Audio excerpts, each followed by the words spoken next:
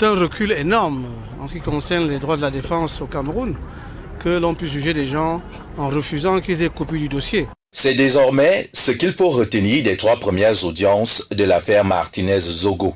Depuis le 29 février 2024, date de la fin de l'instruction, jusqu'à ce 6 mai, les différentes parties de ce procès n'ont toujours pas eu accès au dossier de procédure que seul le président du tribunal, le colonel Missenjone, et le commissaire du gouvernement, le lieutenant-colonel Serlin Belinga, ont en leur possession.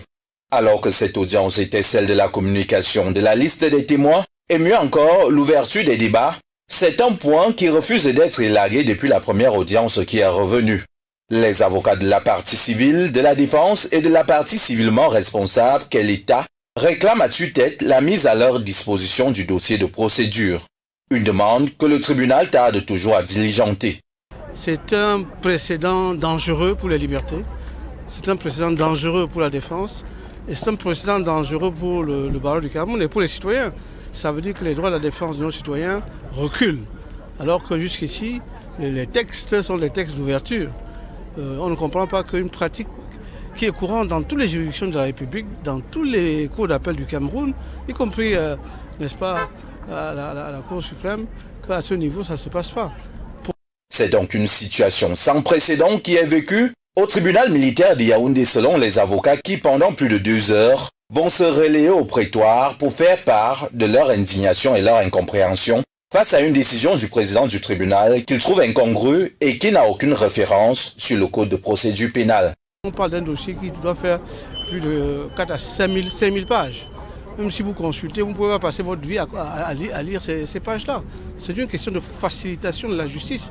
Pour que la justice soit transparente, pour qu'elle soit équitable, il faut que tout le monde voit qu'elle a été dite et bien dite. Comme un seul homme, défense, partie civile et partie civilement responsable ont demandé à obtenir une copie de ce dossier. Un fait sans précédent puisqu'on a assisté pour la première fois à une demande unanime des avocats des différentes parties qui se sont rassemblés sous la bannière de barreau du Cameroun en compagnie de leurs collègues venus d'autres pays dans le cadre de cette affaire qui cristallise l'attention de par le monde et qui est un véritable test pour l'indépendance et la transparence de la justice camerounaise. Donc effectivement, vous avez vu que c'est unanime que nous avons souhaité pouvoir avoir copie de ce dossier pour mieux défendre nos clients. Parce que, voyez-vous, vous avez bien vu, Maître Bouni a clairement indiqué que lui, il ne voit pas comment il peut, sans commettre de faute professionnelle, n'est-ce pas, assurer la défense de son client s'il n'a pas la communication de son dossier.